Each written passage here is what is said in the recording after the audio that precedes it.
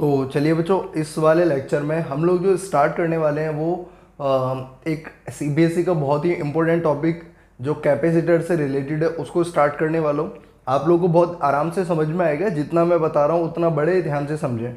देखो, सबसे पहले टॉपिक को थोड़ा सा समझा देता हूँ। Capacitor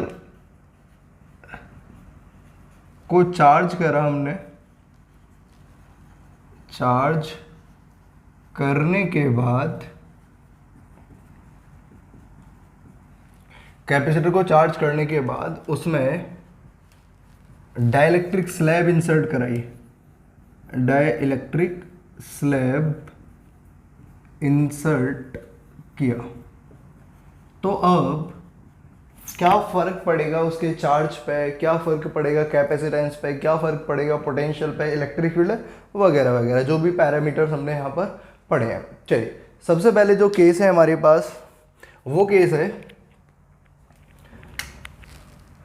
battery remain connected. मतलब हम जो केस पढ़ रहे हैं उसमें बैटरी कनेक्ट है और फिर हम उसमें डाइलेक्ट्रिक स्लैब डाल रहे हैं। बैटरी कनेक्ट है, उसके बाद हम उसमें डाइलेक्ट्रिक स्लैब डाल रहे हैं। तो सबसे पहले देखें, तो सिचुएशन फर्स्ट यहाँ पर क्रिएट कर रहा हूँ डायग्राम की सहायता से, ठीक। और यहाँ पर एक मैं बैटरी लगा देता हूँ, ये प्लस माइनस ऐसे करके ये चार्ज हो रहा है। यहाँ पर बैटरी का पोटेंशियल मान लीजिए आप V0 है इनिशियली, ठीक है। ये हमारे पास एक कैपेसिटर है, इस कैपेसिटर में बैटरी कनेक्ट है, चार्ज हो रहा है, चार्ज हो गया कंप्लीटली। आफ्टर चार्ज होने के बाद हमने क्या करा, इसमें एक डाइलेक्ट्रिक स्लैब इंसर्ट कर दी। बट कंडीशन ये है कि जो बैटरी है वो रिमेन कनेक्टेड है, मतलब अभी भी कनेक्टेड है। देन डाइलेक्ट्रिक स्लैब पूरी की पूरी इसके अंदर इंसर्ट करनी है। मेरे को थोड़ा सा बाहर दिखा रहा हूँ ताकि ऐसा आइडिया लगे आपको कि इसको हमने बाहर से इंसर्ट किया हुआ है ना। चलिए, इसको डाइलेक्ट्रिक स्लैब को डाला।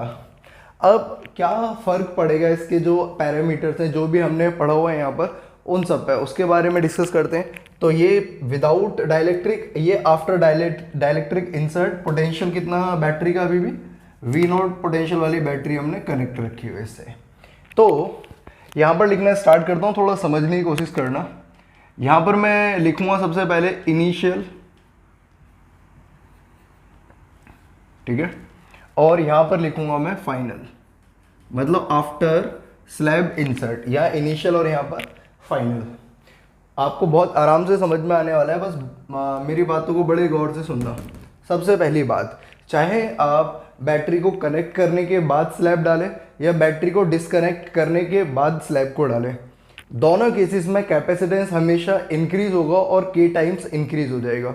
मतलब यहाँ पर कैपेसिटेंस अगर कितना है, C0 है इनिशियली इस सिचुएशन में, तो यहाँ पर जो कैपेसिटेंस है, कैपेसिटेंस की बात कर रहा हूँ, न्यू वाला का कैपेसिटेंस C1 मान लेता हूँ, वो पहले वाले का K टाइम्स हो जाएगा। कैपेसिटेंस बिकम कितना टाइम्स, K टाइम्स। क्लियर है क्या यहाँ तक? चलिए आगे देखें। दूसरा, अगर बैटरी रिमेन कनेक्टेड है तो बात कर लेते हैं पोटेंशियल की। पोटेंशियल डिफरेंस, पोटेंशियल डिफरेंस पहले कितना था, V0। After battery connect, after slab insert रहने के बाद भी हमारे पास जो ये है पोटेंशियल नया वाला पहले वाले के ही बराबर रहेगा। बस याद यही रखना है, कैपेसिटेंस K टाइम्स हो जाएगा और पोटेंशियल सेम रहेगा अगर बैटरी कनेक्ट रहती है तो, और आपने डाइलेक्ट्रिक स्लैब इंसर्ट करी उसके बाद, ठीक है। चलिए बाकी अब फैक्टर्स को देखते हैं। तीसरी बात, आपको याद होगा इलेक्ट्रिक फील्ड E का फॉर्मूला हो जाएगा, इनिशियल वाली को E0 मान रहा हूं, V0/d, है ना। V इक्वल टू ED होता था ना, तो E0 इक्वल टू V0/d। यहां पर क्या हो जाएगा इलेक्ट्रिक फील्ड, E1 बराबर V1/d। V1 कितना है, पहले जितना ही है, V0/d, मतलब V0/d के बराबर हो गया, जो किसके बराबर है, E0। इसका मतलब electric field and potential difference remain same अगर बैटरी कनेक्ट रहती है और हम डाइलेक्ट्रिक स्लैब इंसर्ट करते हैं, तो पोटेंशियल और इलेक्ट्रिक फील्ड पे कोई फर्क नहीं पड़ेगा। चलिए अगला देखते हैं, फोर्थ नंबर, चार्ज। चार्ज को लिखा मैंने क्यू नॉट बराबर सी नॉट इंटू वी नॉट।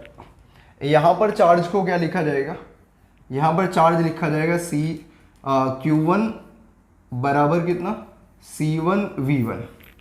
ठीक है, सी वन की जगह कितना हो गया बताओ, पहले का के टाइम्स कैपेसिटेंस तो के टाइम्स है तो के सी नॉट, और वी वन की जगह कितना वी नॉट, और सी नॉट वी नॉट को कितना लिख सकते हैं हम, पहले वाला चार्ज।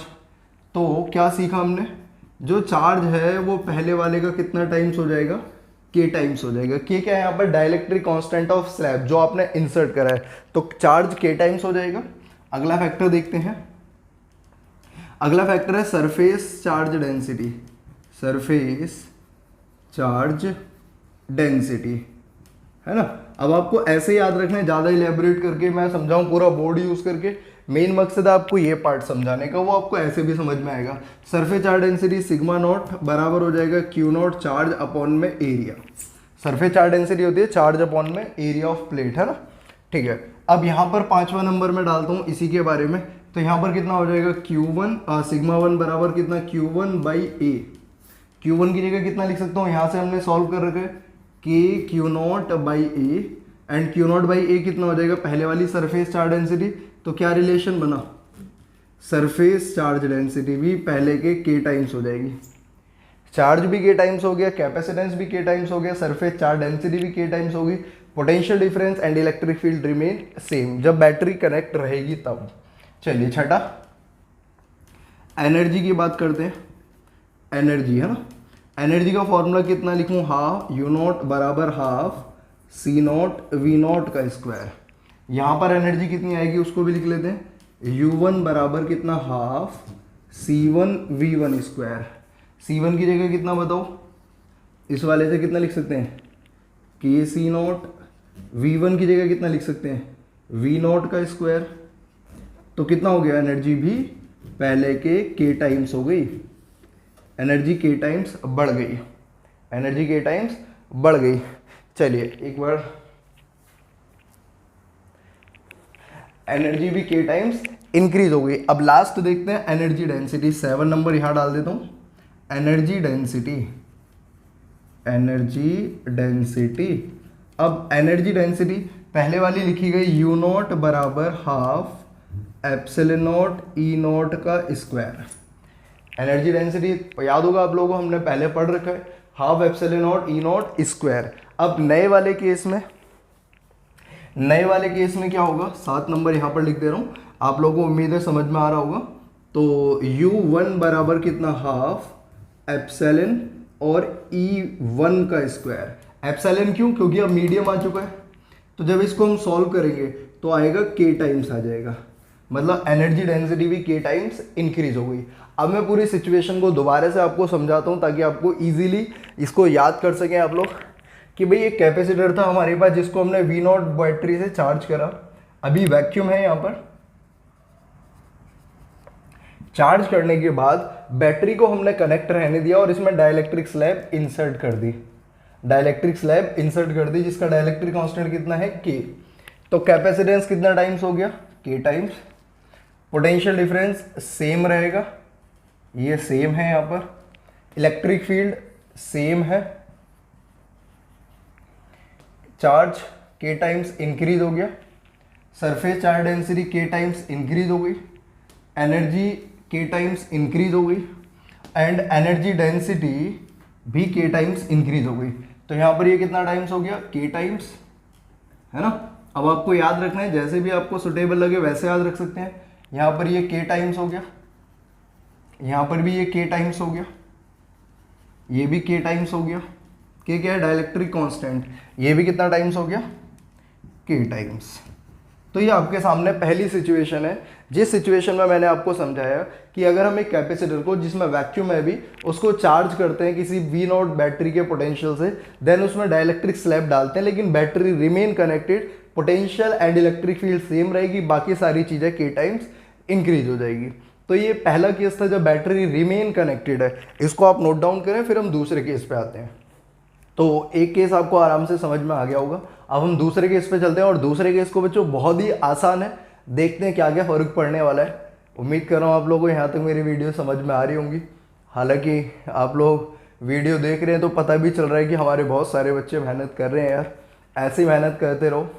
अभी आप भी मजबूर हो, मैं भी मजबूर हूँ, लेकिन मिलकर अगर भी करेंगे, ऐसे टाइम में भी हम मिलके कनेक्ट करके रहेंगे एक दूसरे से, तो आगे अच्छा कर पाएंगे। आप वीडियो देखते रहिए। चलिए आगे देखें। केस 2 है। केस 2 क्या है हमारे पास? केस 2 है हमारे पास, capacitor is charged.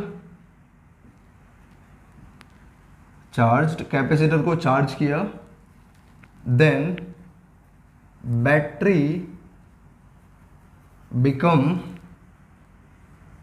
Disconnect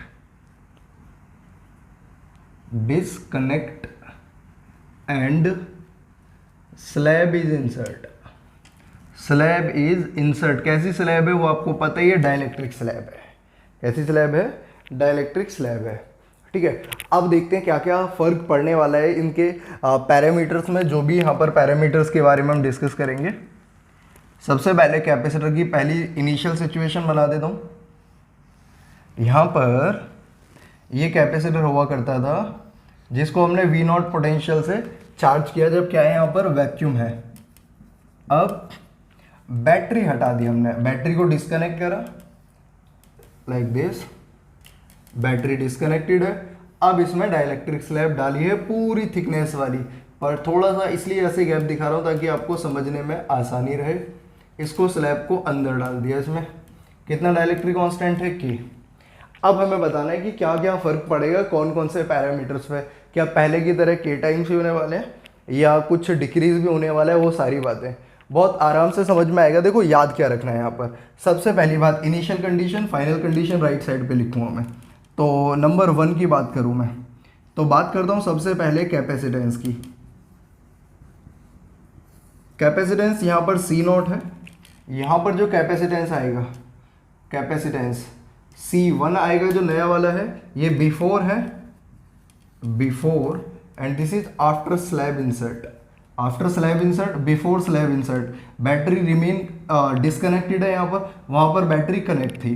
capacitance यहाँ पर भी K टाइम्स रहेगा, क्योंकि कैपेसिटेंस को इस बात से कोई फर्क नहीं पड़ रहा कि कितना आपने बैटरी को कनेक्ट रखा है या डिस्कनेक्ट करा है, क्योंकि कैपेसिटेंस तो उसके फिजिकल पैरामीटर पर डिपेंड करेगा और उन प्लेट्स के मीडियम पे डिपेंड करेगा। अगेन यहाँ पर मीडियम, डाइलेक्ट्रिक मीडियम इंसर्ट करा है तो कैपेसिटेंस इंक्रीज ही होना है हमेशा। ठीक है, एक बात आपके माइंड में बिल्कुल याद रखना है। दूसरा, चलिए दूसरी बात है, चार्ज के बारे में कुछ चर्चा कर लेते हैं। बच्चों चार्ज क्या रहेगा? अब यहाँ पर बैटरी डिस्कनेक्ट कर देंगे तो जो चार्ज था वो यहाँ पर कैसा रहेगा? कंजर्व रहेगा। और चार्ज पहले कितना था? Q0, और अब चार्ज कितना रहेगा? Q1, और Q1 बराबर रहेगा Q0। तो ये एक बात क्या याद रखेंगे, बैटरी लगी रहेगी तो पोटेंशियल डिफरेंस सेम, बैटरी हटा दोगे तो चार्ज सेम। बस इतना सा कंसेप्ट है, उसके बाद तो बहुत आसान है सारा का सारा ये पार्ट। चलिए 2 बातें समझ में आ गई होगी आपको। तीसरी बात, surface charge density. Surface charge density, surface charge density कितना है यहाँ पर? सिग्मा नॉट बराबर चार्ज अपॉन में एरिया। नई वाली कितनी आ जाएगी? सिग्मा 1 बराबर Q1 बाई ए। Q1 की जगह कितना? Q0, मतलब चार्ज में तो कोई चेंज आया ही नहीं, अपॉन में ए। अब इसको क्या लिख सकते हो वापस से? सिग्मा नॉट, मतलब कैसा रहेगा? सरफेस चार्ज डेंसिटी सेम रहेगी, सरफेस चार्ज डेंसिटी पे कोई फर्क नहीं पड़ेगा। चलिए अगली बात करते हैं, फोर्थ, पोटेंशियल डिफरेंस। जो पोटेंशियल डिफरेंस पहले सेम हुआ करता था, क्या अभी भी सेम होने वाला है? चेक कर दें। V0 बराबर होगा Q0 बाई C0। V0 बराबर Q0 बाई C0, और यहां पर V1 बराबर Q1 बाई C1। Q1 की जगह कितना बोलो? Q0, चार्ज चेंज नहीं होगा। कैपेसिटेंस C1 की जगह कितना हो जाएगा यहाँ पर? K टाइम्स हो गया, K times. Q0 by C0 कितना हो जाएगा? V0। इसका मतलब कितना आ गया? V0 by K, 1 by K times. Potential घट गया, पोटेंशियल डिफरेंस डिक्रीज हो गया। कितना? 1 बाई K टाइम्स। चलो 5वें पे चलते हैं, electric field. Electric field E not बराबर कितना होगा, वी नॉट बाई डी, और यहां पर इलेक्ट्रिक फील्ड कितना आ जाएगा, ई वन बराबर V one by D. V one की जगह कितना, ये वाला वी नॉट बाई डी, साथ में कितना के, वी नॉट बाई डी की जगह कितना ई नॉट। तो क्या समझ में आया कि इलेक्ट्रिक फील्ड भी 1/k टाइम्स हो जाएगी, रेडियस बाई के टाइम्स, पहले से 1/k टाइम्स हो जाएगी। ठीक, अब इसके बाद आगे देखें, एनर्जी। एनर्जी पे क्या फर्क पड़ेगा, एनर्जी यू नॉट बराबर कितना, half C naught V naught का स्क्वायर, और यहां पर एनर्जी कितना, इसको ऐसे लिख दे दूं, u1 बराबर कितना, half c1 v1 square, half as it is c1 की जगह कितना, k टाइम्स, तो कितना हो जाएगा k c नॉट, और v1 की जगह कितना, v नॉट बाई के का स्क्वायर, मतलब v नॉट स्क्वायर बाई के स्क्वायर। सॉल्व करेंगे तो एनर्जी कितना टाइम्स आ गई, पहले के 1/k टाइम्स आ गई। और अगर एनर्जी डेंसिटी के लिए सॉल्व करते हैं बच्चों तो भी 1/k टाइम्स ही आएगा, आप उसको खुद करेंगे। ठीक है, तो यहाँ से हमने क्या देखा, कैपेसिटेंस बिकम k टाइम्स, है ना, चार्ज सेम, चार्ज पे कोई फर्क नहीं पड़ा, surface charge density same, potential 1/k times, electric field 1/k times, energy 1/k times, and energy density भी कितना होगा, 1/k टाइम्स। ठीक है, तो उम्मीद कर रहा हूँ यहाँ तक आपको मेरी बातें समझ में आई होंगी। बोर्ड की तरफ बड़े ध्यान से देखें। अब देखो, फिर मैं आपको याद दिलाता हूँ कि रियलिटी में टॉपिक क्या था। कैपेसिटर को चार्ज करना है, वैक्यूम वाले केस में कैपेसिटर को चार्ज करा, देन डाइलेक्ट्रिक स्लैब डालनी है। डाइलेक्ट्रिक स्लैब डालनी है दो केसेस में, एक तो बैटरी को कनेक्ट रहने दिया गया एक केस, एक दूसरा केस जब बैटरी को डिस्कनेक्ट कर दिया गया। जब बैटरी को कनेक्ट रहने देंगे तो पोटेंशियल सेम, जब बैटरी को डिस्कनेक्ट कर देंगे तो चार्ज सेम। बस अगर ये बातें आपको याद रहेगी तो आप उसके सारे केसेस जो मैंने यहाँ पर बनाए सारे आपको एज इट इज याद हो जाएंगे। क्या कैपेसिटेंस भी घटेगा? बिल्कुल नहीं, कैपेसिटेंस हमेशा इंक्रीज होगा, चाहे बैटरी कनेक्ट रहने दो या डिस्कनेक्ट रहने दो। ठीक है, इसके बाद एक छोटा सा टॉपिक और करने वाले हैं, एनर्जी शेयरिंग वाला। तब तक के लिए आप इसको नोट डाउन करें पहले।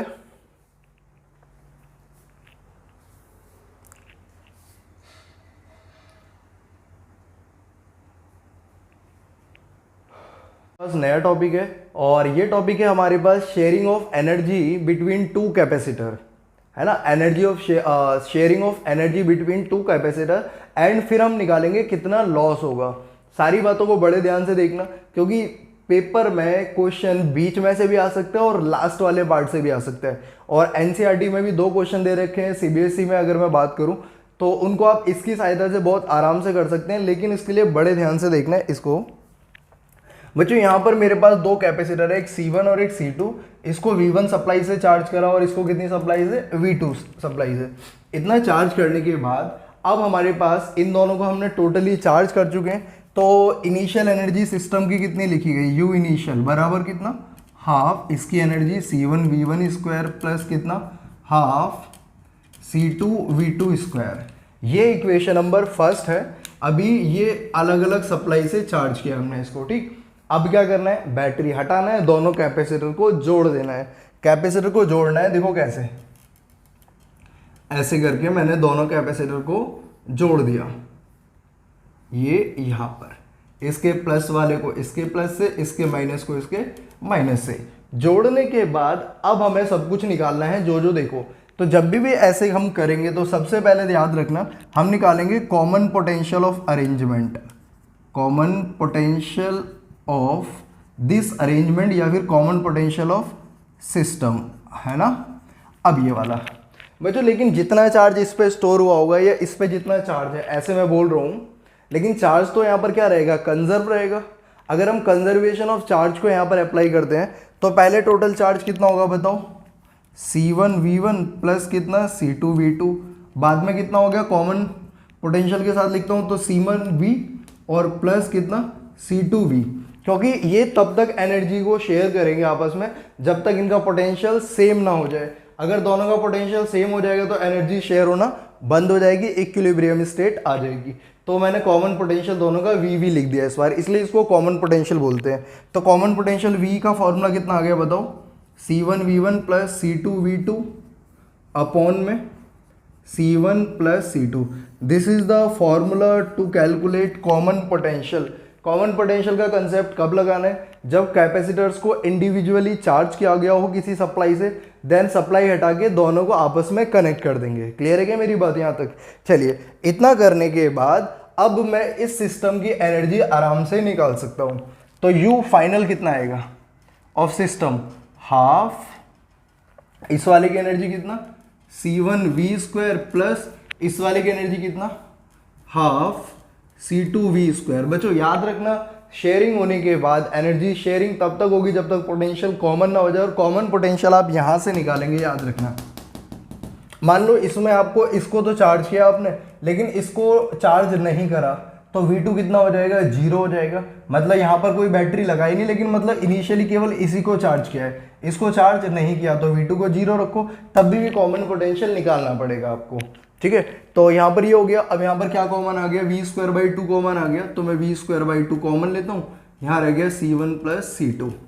अब V की वैल्यू ये रही, तो कितना लिखा गया बताओ, C1 plus C2/2 into V की जगह कितना, पूरे को लिख लेते हैं, C1V1 प्लस C2V2 अपॉन में C1 प्लस C2 का होल स्क्वायर। देन इसके बाद अगर मैं इसको यहाँ से C1 प्लस C2, यहाँ से C1 प्लस C2 कट जाएगा, तो बचेगा हाफ ब्रैकेट में C1V1 प्लस C2V2 का whole square divided by C1 plus C2। This is equation number 2। ये फाइनल एनर्जी ऑफ सिस्टम आ गई है।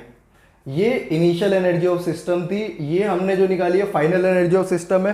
पूरा स्टेप वाइज चलना है, पहले इनिशियल एनर्जी निकालनी है, फिर common potential, then final energy. अब ये तो हमें पता चल गया फाइनल एनर्जी सिस्टम की ऐसे निकालेंगे। अब एनर्जी का लॉस कितना हुआ है उसको कैसे निकालेंगे, तो देखो loss of energy, loss of energy, energy का लॉस निकालना है तो इनिशियल में से आप फाइनल को माइनस करें।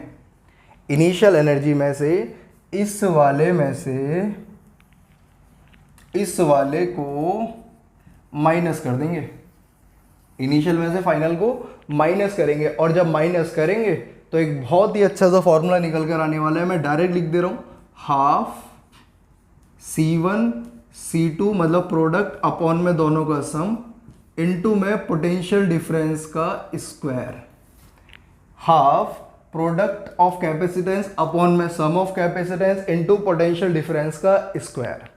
पोटेंशियल डिफरेंस कौन सा वाला, पोटेंशियल डिफरेंस ये वाला जो इनका इनिशियली चार्ज किया जा रहा है। तो ये एनर्जी लॉस का फॉर्मूला है, और ये जो एनर्जी लॉस होगी आप बोलेंगे in the form of heat, क्योंकि रियलिटी में इस सिस्टम में रेजिस्टेंस भी है और वो रेजिस्टेंस इसकी एनर्जी को खा जाता है। एक बात और बताता हूँ, मेरी बात को बड़े ध्यान से सुनना। एनसीईआरटी में जो 2 क्वेश्चन दिए हुए हैं, उन क्वेश्चंस में एक कैपेसिटर को तो चार्ज किया लेकिन दूसरे वाले को चार्ज नहीं किया गया। मान लो मेरे को बोला गया कि ये 600 पिकोफैरेड का एक कैपेसिटर है जिसको 100 वोल्ट सप्लाई से चार्ज करता हूँ, और एक दूसरा 600 कैपेसिटर है जो अनचार्ज्ड है, ये वाला अनचार्ज्ड है। तो सबसे पहले क्या करें आप, इनिशियल एनर्जी केवल इसकी लिखी जाएगी, इसकी तो 0 होगी क्योंकि इसका V2 0 है। फिर उसके बाद दोनों को कनेक्ट करा हमने, ये चार्ज्ड वाला है और ये अनचार्ज्ड वाला है। अब क्या निकालेंगे, V निकालेंगे, C1V1 ये इसका, C2V2 कितना रखेंगे उसके इसमें 0 अपॉन में दोनों का कैपेसिटेंस। कॉमन पोटेंशियल निकालना बहुत ज़रूरी है बच्चों, बिना कॉमन पोटेंशियल के आप आंसर करेंगे तो वो बिल्कुल गलत कहलाएगा। क्लियर है क्या मेरी बात? यहाँ तक हमने जो पार्ट पढ़ा है वो एनर्जी शेयरिंग पढ़ा है, किसके बीच में, 2 कैपेसिटर के बीच में। कंजर्वेशन ऑफ चार्ज फॉलो करा हमने, एनर्जी का लॉस निकाला यहाँ पर, हाफ C1 C2 अपॉन में C1 प्लस C2, और पोटेंशियल डिफरेंस का स्क्वायर जो इनिशियल वाले पोटेंशियल जिनसे आपने चार्ज करा था। ये आपका यहाँ तक ये वाला टॉपिक कंप्लीट होता है। एक लास्ट लेक्चर और लूँगा बच्चों इस चैप्टर का, जिसमें मैं आपको पढ़ाने वाला हूँ, हालांकि CBSE में नहीं आएगा, फिर भी जो बच्चे कंपटीशन के लिए करना चाहते हैं तो कुछ पार्ट उनको वहाँ पर समझ में आएगा, थोड़ा टिपिकल होने वाला है, और उसको बोलते हैं हम RC सर्किट। एक्चुअली उस सर्किट के अंदर मैं जो बात करने वाला हूँ, किरचॉफ लॉ की बात करने वाला हूँ, और किरचॉफ लॉ 12th क्लास में 3rd चैप्टर में पढ़ाया जाता है। लेकिन कोशिश करेंगे हम लोग यार मिलजुल के कर लें, उसको समझ लें, है ना। और आरसी सर्किट में पढ़ाता हूँ आप लोगों को, मतलब उसमें रियलिटी बताओ ना क्या है, कैपेसिटर का real charging process and real discharging process को समझेंगे हम लोग। अभी तक जो पढ़ रहे हैं ये सारा कैसी स्टेट में था हमारे पास, इनफाइनाइट टाइम पर था, मतलब जब ये कंप्लीटली चार्ज हो जाए, और कंप्लीटली चार्ज कभी होता नहीं है, मतलब अभी तक जो सब पढ़ रहे थे वो सारा फेक था, अब असली वाला आने वाला है। चलिए अगले लेक्चर में मिलते हैं, यहाँ तक आप लोग देखेंगे इस लेक्चर को, और ज़रूर से ज़रूर यार इनके नोट्स बना के मेंटेन रखें। जैसे लॉकडाउन खुलने वाला है हम लोगों को बहुत बर्डन बढ़ने वाला है और मिलके बहुत ज़्यादा मेहनत करनी है। उम्मीद कर रहा हूँ आप लोगों को मेरी बात समझ में आ रही होगी, यहाँ तक इसको लिख लीजिए।